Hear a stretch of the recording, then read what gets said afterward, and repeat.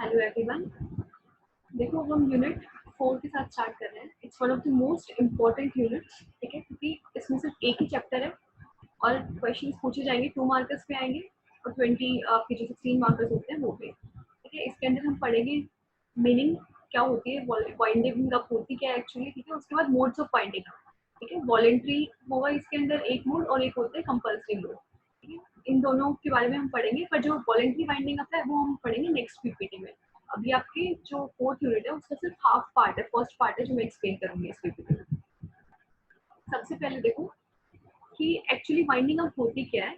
हम normally business का, ये कंपनी का एक अकाउंटिंग प्रिंसिपल है, आप सबको पता है, आप लोगों ने पढ़ा होगा। जैसे गोइंग कंसर्न अजम्पशन पे चलते हैं हम कि कंपनी जो है वो कंटिन्यू होती रहती है, मेंबर्स में कम and members may go, but the company continues for ever, ठीक है। बट फॉर एवर का मतलब ये नहीं है कि वो चलती जाएगी। अगर कोई ऐसी, बहुत सारे ऐसे रीजन होते हैं जिसकी वजह से जरूरी हो जाते हैं कभी कभी कंपनी को कि वो शट डाउन करे अपना बिजनेस, ठीक है। तो उस स्टेज को, जो फाइनल स्टेज होती है जहाँ पे हम कंपनी की वाइंडिंग अप के बारे में सोचते हैं, उसको हम बोलते हैं winding up of a company, ठीक है। अब it's the last stage of a company in which its existence for the past several years is dissolved and all its assets are used to pay off the creditors, share holders and other liabilities. मतलब company के जितने भी assets होंगे उनसे हम क्या करते हैं, क्रेडिटर्स को, जिनको भी हमने पैसे दे रहे हैं हम उनको पे ऑफ कर देते हैं, क्रेडिटर्स को, शेयर होल्डर्स को, ठीक है। और अपनी सारी जो लायबिलिटीज बाकी भी है वो सारी हम सेट ऑफ करते हैं एसेट्स के अगेंस्ट। अब बाइंडिंग अप मीनिंग में आप क्या लिखोगे, it means putting an end to the life of the company and it's a legal process by which the company is dissolved, ठीक है। Next, difference between binding up and dissolution, ठीक है। अब dissolution आपने पढ़ा है, फर्म का भी पढ़ा है, ठीक है, कंपनी के बारे में भी पढ़ा है। बाइंडिंग अप और डिसोल्यूशन में फर्क क्या होता है।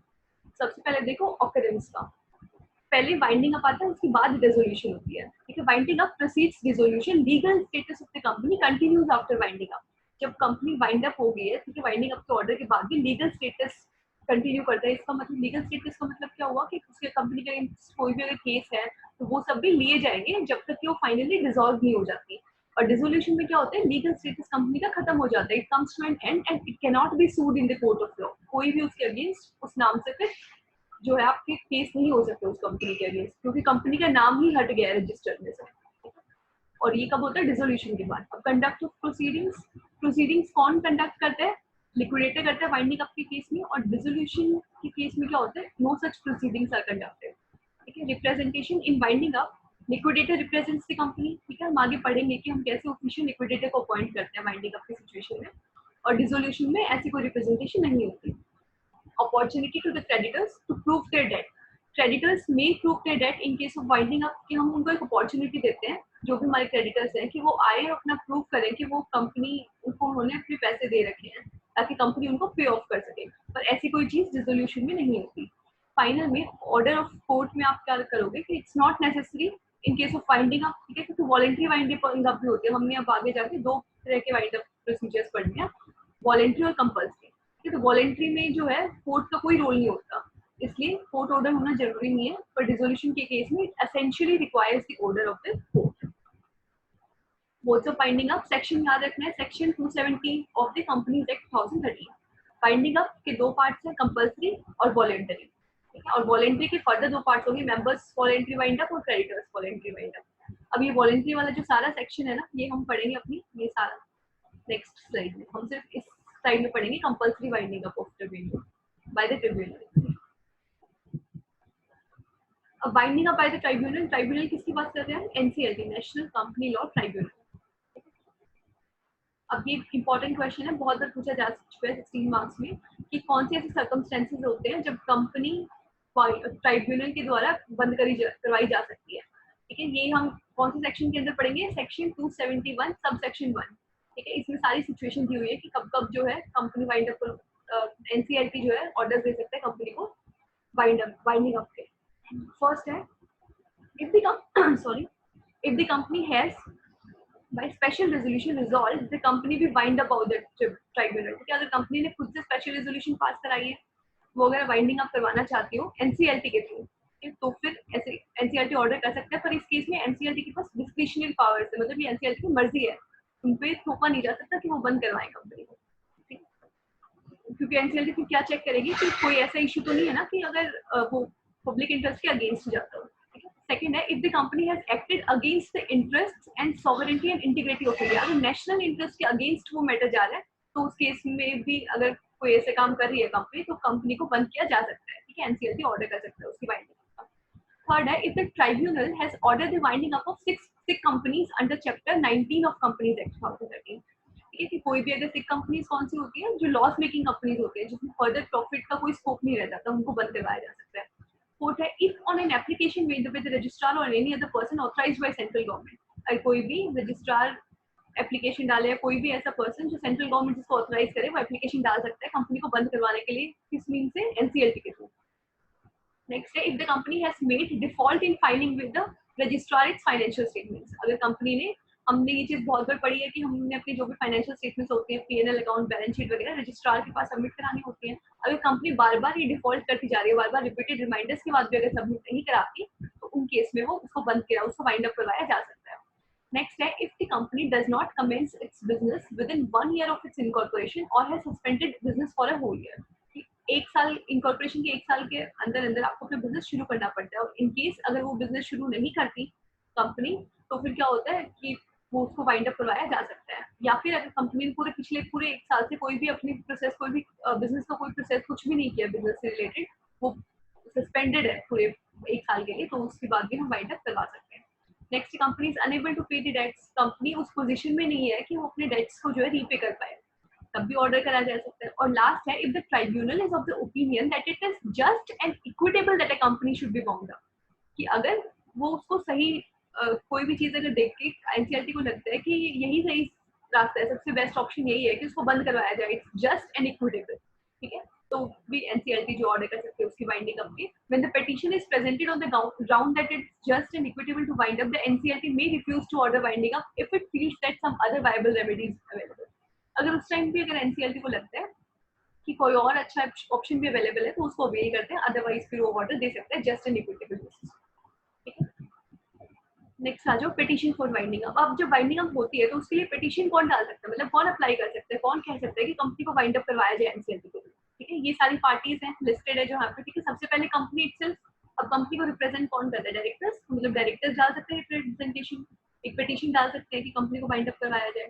या फिर क्रेडिटर्स, कोई भी क्रेडिटर, क्रेडिटर का मतलब ये नहीं है कि जो रुपए मांगते हो कंपनी से, उसमें प्रोस्पेक्टिव क्रेडिटर्स भी आ जाएंगे। और कंटिंजेंट, जैसे हम पढ़ते हैं ना, कंटिंजेंट लायबिलिटी होती है जिसकी लायबिलिटी फ्यूचर में राइज होती है, मतलब जिनका कोई भी स्टेक है अगर कंपनी में, वो लोग अप्लाई कर सकते हैं, सारे स्टेक होल्डर्स हैं मेनली। एनी कॉन्ट्रीब्यूटरी, अब कॉन्ट्रीब्यूटरी क्या होता है, those who are liable to contribute to the assets of the company in the event of winding up. कि वाइंडिंग अप जैसे हमने कॉर्पोरेट लॉ में लास्ट सेमेस्टर में भी पढ़ा था, शेयर्स बाय गारंटी भी होते हैं कि कई शेयर होल्डर्स ऐसे होते हैं जो गारंटी लेते हैं कि अगर कंपनी वाइंड अप वाली सिचुएशन आ जाती है कंपनी के लिए तो हम इतने पैसे कंट्रीब्यूट करेंगे। या फिर जो पार्टली पेड अप शेयर्स होते हैं, उन्होंने अगर 8 रुपए पे कर रखे, 10 रुपए का शेयर था, तो फर्दर 2 रुपए की लाइबिलिटी होती है उनकी कि अगर कंपनी वाइंड अप हो रही है तो उन्हें वो पे करने पड़ेंगे। ठीक है, तो इस तरह से कोई भी कॉन्ट्रीब्यूटरी, मतलब कोई भी शेयर होल्डर हो सकता है जो कि अप्लाई टू पिटीशन डाल सकते हैं वाइंडिंग अप के लिए। ठीक है, या फिर by all other any other prior parties, by registrar. ठीक है, रजिस्ट्रार कब कब डालेगा, आप इस स्लाइड को, आप पिछली स्लाइड से भी लिंक कर सकते हो, क्योंकि 16 मार्क्स का क्वेश्चन आएगा तो आपको एक्सप्लेन भी करनी पड़ेंगी चीजें, तो उसमें आप रजिस्ट्रार वाला टॉपिक भी डाल सकते हो कि when the business is not commenced within 1 year। हमने पिछले स्लाइड में पढ़ा था ना कि 1 साल तक बिजनेस शुरू ना किया जाए तो उसे बंद करवाया जा सकता है, और इसके लिए पिटीशन कौन डाल सकते हैं, रजिस्ट्रार।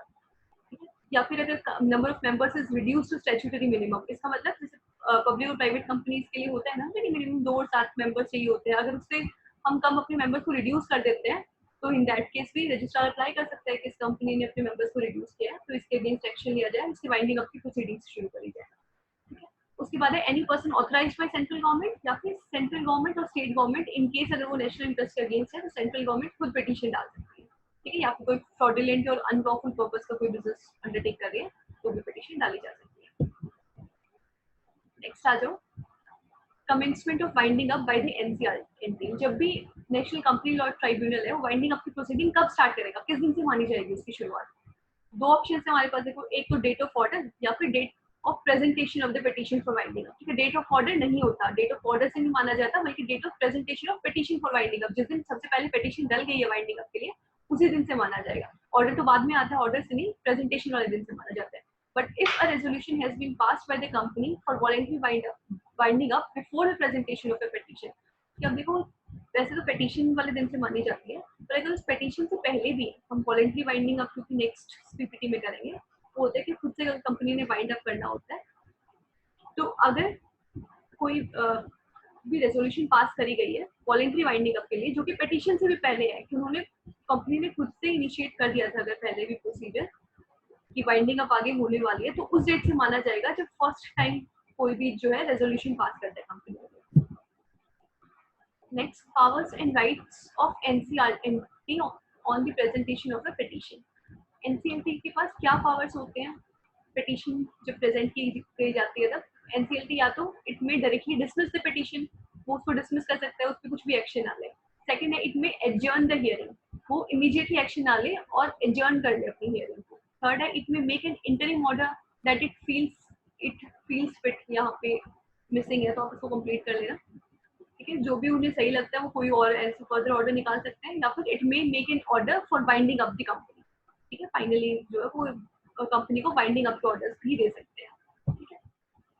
उसके बाद any of these orders shall be made by NCLT within 90 days from the date of presentation of petition। ये सारे जो भी orders है ना, ये NCLT को कब तक लेने हैं? petition के within 90 days, जब भी petition present होगी उसके within 90 days कोई action लेना होता है।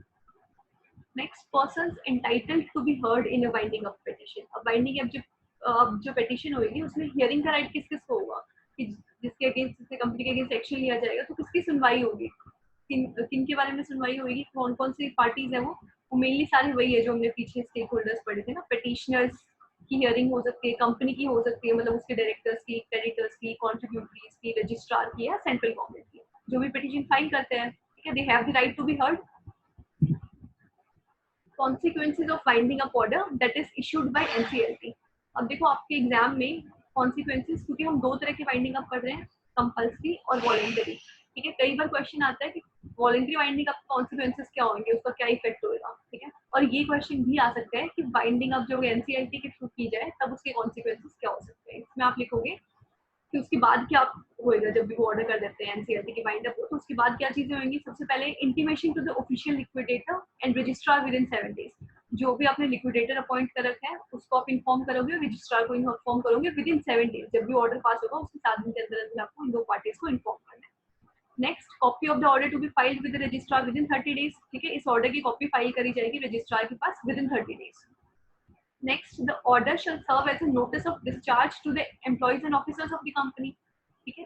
अब order, binding up order pass हो गया, इसका मतलब क्या होता है कि ऑफिसर्स और एम्प्लॉइज नो लॉन्गर उस इंस्टीट्यूशन को सर्व नहीं करेंगे अब आगे, ठीक है। इसका मतलब उनको डिस्चार्ज कर दिया जाएगा। बट इन केस अगर कॉन्ट्रैक्ट ऑफ सर्विस है सपोज कि इस मिनिमम पीरियड के पहले उनको निकाला नहीं जा सकता, पर अगर कंपनी वाइंड अप होगी तो कोई ऑप्शन ही नहीं है, ठीक है। उनको आपने ले ऑफ तो कर दिया, पर उसके लिए डैमेजेस अलाउड है, आपको डैमेजेस पे करने पड़ते हैं क्योंकि आपने कॉन्ट्रैक्ट ऑफ सर्विस का ब्रीच कर रहे हैं, उसको फॉलो नहीं कर पाए, तो इसलिए आप डैमेजेस पे करो। कंपनी पे करेगी डैमेजेस किसको, उन एम्प्लॉइज और ऑफिसर्स को जिसकी टर्म अभी तक एक्सपायर नहीं हुई है। नेक्स्ट, नो सूट्स और legal proceedings shall be commenced against the company after the issuance of binding up order except by the leave of NCLT, ठीक है। इसका मतलब अगर एनसीएलटी चाहे तभी आप उसके अगेंस्ट, उस नाम से उस कंपनी के अगेंस्ट कोई केस कर सकते हो, अदरवाइज बाइंडिंग अप ऑर्डर के बाद यूजुअली केसेस नहीं किए जाते। The NCLT shall have the power to either entertain or dispose of any suit or claim, ठीक है। NCLT के पास कंप्लीट पावर्स है कि या तो अगर वो चाहे तो एक्ट कर सकती है किसी क्लेम पे, या फिर उसको कंप्लीटली डिसमिस भी कर सकती है। Next, submission of audit books and accounts to NCLT within 30 days. आपकी जो ऑडिटेड बुक्स हैं, अकाउंट्स हैं, वो सारे आपको एनसीएलटी के पास सबमिट कराने हैं with in 30 days of passing of the binding up order. Next is the binding up order shall have effect on all the creditors and contributories, ठीक है। Next, after the order, the official liquidator shall become the liquidator of the company, ठीक है। अब हमारे पास दो terms है, official liquidator, ठीक है, वो लिक्विडेटर ऑफ द कंपनी बन जाता है एक बार जब भी बाइंडिंग अप ऑर्डर आ जाता है। उससे पहले तो क्योंकि ऑफिशियली उसको अपॉइंट किया गया था तो हम उसे ऑफिशियल लिक्विडेटर के नाम से जानते थे, पर एक बार बाइंडिंग अप ऑर्डर हो चुका है तो उसके बाद से उसको हम लिक्विडेटर ऑफ द कंपनी की तरह मानेंगे। नेक्स्ट, ऑफिशियल लिक्विडेटर, इसकी डेफिनेशन 2 मार्क्स में पूछी जा चुकी है पिछले साल, लास्ट ईयर आया था question. An official liquidator is a person who realizes the assets of the company and makes payment to the creditors and contributories of the company out of the proceeds of realized assets। मतलब जो भी जिसके भी हाथ में वो authority दी जाती है, जो भी एनसीएलटी जिसको भी अपॉइंट करती है, कंपनी जिसको अपॉइंट करवाती है, कि जिसके हाथ में कंपनी आ जाती है एक बार बाइंडिंग अप शुरू होने के बाद, वो सारे कंपनी के एसेट्स रियलाइज करवाएगा, मतलब उनको सेल ऑफ करेगा, और जो भी पैसे आएंगे उससे वो पेमेंट करेगा किसको, क्रेडिटर्स को, कॉन्ट्रीब्यूटरीज को। Procedure of finding up by NCLT.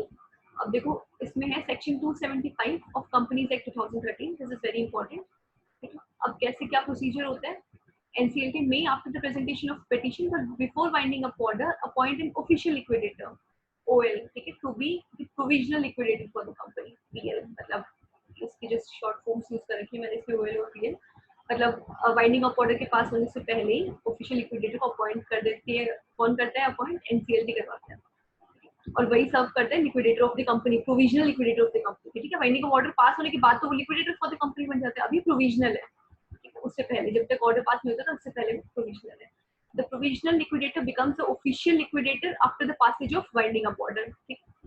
The NCLT informs the company of such appointment. अब देखो जब भी ऐसा कुछ लिक्विडेटर को अपॉइंट किया जा रहा हो तब उससे पहले एनसीएलटी कंपनी को एडवांस में इन्फॉर्म कर देती है, ताकि अगर कंपनी अपनी तरफ से चाहे किसी को रिप्रेजेंट करवाना, मतलब अगर वो अपनी तरफ से कोई अपॉइंट करवाना चाहे तो प्रायर इन्फॉर्मेशन दे पाए एनसीएलटी को, ताकि एनसीएलटी उसी को पर्टिकुलर इंसान को अपॉइंट कर ले। पर अगर एनसीएलटी चाहे तो वो बिना इन्फॉर्म करे भी अपनी प्रोसीडिंग स्टार्ट कर सकता है, पर उसके लिए उसे अपने रीजन डालने पड़ेंगे कि उन्होंने ऐसा क्यों किया, ठीक है। और इनकी फी कहाँ से पे करते हैं लिक्विडेटर्स की, out of the companies assets, ठीक है, सेंट्रल गवर्नमेंट को पेमेंट करी जाती है। ड्यूटीज ऑफ ऑफिशियल लिक्विडेटर, सबसे पहले देखो ऑफिशियल लिक्विडेटर को हम जब अपॉइंट करते हैं तो क्या क्या करता है, to conduct the proceedings of winding up, ठीक है।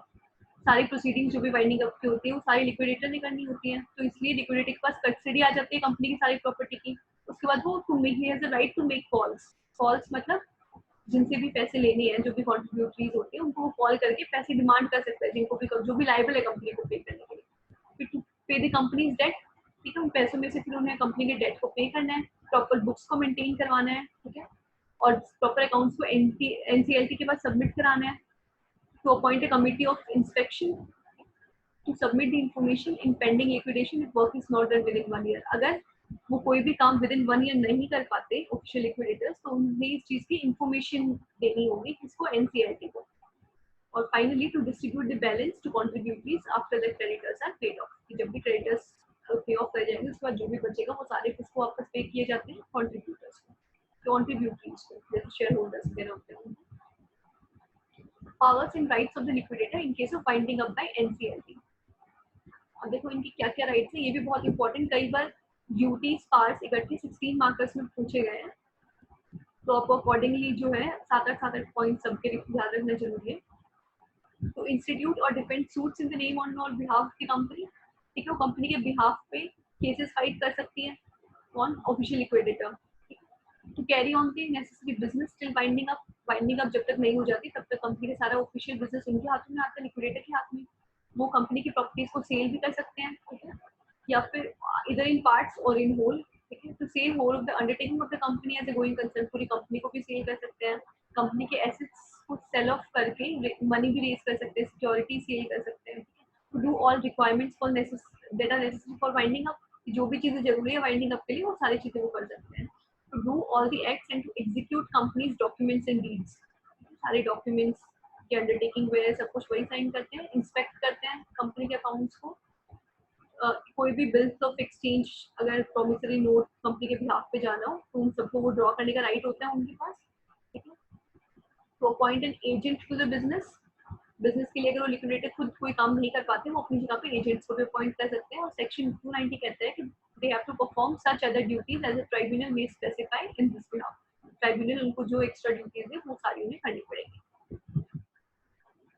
Liabilities of liquidator. A liquidator is liable for negligence if he distributes its assets without making due provision for liabilities. कि अगर वो डे के एसेट्स को डिस्ट्रीब्यूट कर दे लाइबिलिटीज को पे ऑफ करे बिना, तो उसकी गलती है लिक्विडेटर की, and he is liable for negligence, ठीक है। इसके लिए उन्हें डैमेजेस पे करने पड़ते हैं। If he applies companies assets in paying doubtful claim without proper legal advice, अगर वो प्रॉपर्ली चीजों को एग्जामिन करे बिना ही पे ऑफ कर दे चीजें, जो भी क्रेडिटर्स होते हैं उनको, या फिर if there is a breach of any of his statutory duties, ठीक है, अगर उन्होंने अपनी कोई भी ड्यूटी अच्छे से नहीं करी है तो भी वो लायबल होता है डैमेजेस पे। इसे लिक्विडेटर एज ट्रस्टी। अब देखो नॉर्मली लिक्विडेटर के हाथ में भी क्यों होता है, बिजनेस दे देते हैं जब भी वाइंडिंग अप की बात आती है, इसलिए he is trustee for the companies funds, उन्हें ध्यान रखना होता है कंपनीज के फंड्स का कि वो प्रॉपर्ली यूटिलाइज हो, ठीक है। पर वो फुल सेंस में वर्ड ट्रस्टी नहीं है, क्योंकि वो हर एक कॉन्ट्रीब्यूटर या हर एक क्रेडिटर के लिए ट्रस्टी नहीं है, वो तो कंपनी का ट्रस्टी है, कंपनी की प्रॉपर्टी उनके पास है, ठीक है। तो वो जो है अपना काम पूरी ऑनेस्टी के साथ करेंगे, पर वो कंप्लीट ट्रस्टीज नहीं है, क्योंकि हर एक इंडिविजुअल क्रेडिटर के लिए वो लायबल नहीं है। नेक्स्ट, ये भी बहुत इंपॉर्टेंट क्वेश्चन है, बहुत बार पूछा जा चुका है 16 मार्क्स में, बहुत सारे पॉइंट्स है इसके, 14 points around. General parts of the NCLT after binding up order, ठीक है। बाइंडिंग अप ऑर्डर के बाद क्या क्या पावर्स होती है, एनसीएलटी की क्या पावर्स है, ठीक है। सबसे पहले right to stay the binding up proceedings, किसी भी टाइम पे अगर उनमें ठीक लगे तो वो स्टे करवा सकते हैं बाइंडिंग अप की प्रोसीडिंग्स को। नेक्स्ट है settlement of list of contributories by NCLT with the power to rectify the register of members if required, ठीक है। लिस्ट ऑफ कॉन्ट्रीब्यूटरीज को जो है चेंज रेक्टिफाई करवा सकते हैं अगर कोई मिस्टेक्स हो तो। They have the power to order payment of debts due from any contributory apart from any call, ठीक है। कॉन्ट्रीब्यूटरी अगर कुछ भी अगर कॉल करवाना है, कॉल्स करनी है उनको, ठीक है, या फिर उन्हें अगर कुछ पे करना है डेट्स को, तो उनको डायरेक्ट कर सकते हैं कि आप पे करो। Power to make calls to contributories for the payment of any money in order to meet the expenses of binding up, ठीक है। हम contributories को खुद कॉल कर सकते हैं कुछ पेमेंट अगर करनी हो किसी एक्सपेंसेस की। Adjustment of the rights of contributories among themselves and distribution of surplus to those entitled to, हम सारे जो भी एक्सपेंसेस होते हैं उन सबको एडजस्ट करते हैं, और जो भी सरप्लस होता है वो हम contributories को पे कर देते हैं। Direct the delivery of property to the liquidator by any contributory, की अगर कोई भी प्रॉपर्टी अगर लिक्विडेटर के पास जानी है तो उसकी डिलीवरी प्रॉपर टाइमली हो जाए, ये चीज इंश्योर करनी होती है एनसीएलटी को। Exclusion of creditors who do not prove their debts and claims within a specified time, ठीक है।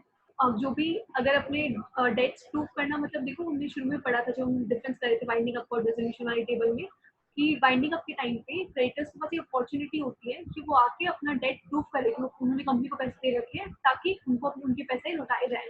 और अगर उस किसी जो फिक्स टाइम कंपनी चिपली रखती है उस टाइम के अंदर अंदर अगर किसी क्रेडिटर ने आके नहीं बताया कि हमें पैसे लेने हैं कंपनी से, तो कंपनी को कैसा पता चलेगा? वो हमेशा तो ओपन नहीं रहता, उस फिक्स टाइम पीरियड पे रहता है। वो टाइम पीरियड जो है टाइम इंटरवल चला जाता है, उसके बाद जो है उन क्रेडिटर्स को एक्सक्लूड कर देते हैं, उनको पे ऑफ नहीं करते। उसके बाद power to order costs to be paid in order of priority, कि जब भी हमें लगे कि एसेट्स जो है डेफिशिएंट है, पूरी लाइबिलिटीज हम उनसे पे ऑफ नहीं कर सकते, तो हम कॉस्ट की प्रायोरिटी के अकॉर्डिंग पे कर सकते हैं कि जिनकी ज्यादा प्रायोरिटी है उनको पहले पे किया जाता है।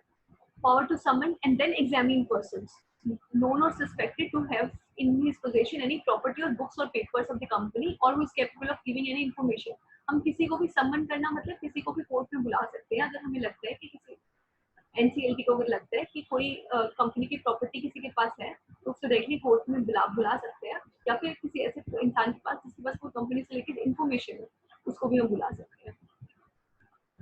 अब NCLT may cause him to be brought before it for examination, and if found guilty, he may be required by NCLT to deliver the property to the liquidator। अगर वो guilty पाया जाता है तो फिर उसे वो भी जो भी कंसर्न प्रॉपर्टी होती है वो उसको रिटर्न करनी होती है लिक्विडेटर को। और इसके ऑर्डर एनसीएलटी के ऑर्डर्स की जो कोर्ट की तरह एक्ट करता है, तो कोड ऑफ सिविल प्रोसीजर 1908 के अकॉर्डिंग ही उसी तरह से जो है इसकी प्रोसीडिंग्स कंटिन्यू करते हैं। उसके बाद power to order public examination of promoters, directors etcetera. अगर हमें लगता है कि कोई भी फ्रॉड कमिट किया गया है, अगर प्रमोटर्स या डायरेक्टर्स से कुछ किसी तरह का फ्रॉड किया है, तो उनकी भी पब्लिक एग्जामिनेशन एनसीएलटी करवा सकता है। Power to arrest absconding contributory NCLT फीस से। देखो अगर एनसीएलटी को लगता है कि एब्सकॉन्डिंग मतलब कोई भी अगर इंडिया को छोड़ के जाना चाहता है, किसी ने प्रॉपर्टी छुपा रखी है कंपनी की, या फिर कोई पेमेंट नहीं दे रहा है, एग्जामिनेशन को अवॉइड कर रहा है, तो उसको जो है अरेस्ट करवा सकती है NCLT. Meeting of creditors contributories may be convened by NCLT to ascertain their wishes, ठीक है। हम जो एनसीएलटी होते हैं वो मीटिंग में बुला सकते हैं क्रेडिटर्स के कॉन्ट्रीब्यूटर्स की, उनके सजेशंस लेने के लिए। Power to order the dissolution of the company finally, जब भी completely wound up हो जाते हैं कंपनी के affairs, so within 30 days of this order a copy of this order shall be sent by the liquidator to the registrar, failing which he shall be punishable with a fine which may extend to ₹5,000 for every day during which the default continues, ठीक है। और ये इनको fine कितने दिन का लगता है? हर दिन जब भी डिफॉल्ट कंटिन्यू होता है हर दिन के 5,000 रुपए। अगर इस ऑर्डर की कॉपी 30 दिन के अंदर अंदर लिक्विडेटर ने अगर रजिस्ट्रार के पास नहीं दी तो रिजोल्यूशन के ऑर्डर की कॉपी। उसके बाद power to declare the dissolution of the company void, within 2 years of the date of dissolution. एक बार अगर डिसोल्यूशन का ऑर्डर सपोज पास हो चुका, फिर भी उस ऑर्डर को वॉइड डिक्लेयर किया जा सकता है 2 साल के अंदर अंदर, अगर किसी लिक्विडेटर ने एप्लीकेशन डाली या फिर कोई और इंटरेस्टेड पार्टी किसी ने भी एप्लीकेशन डाली।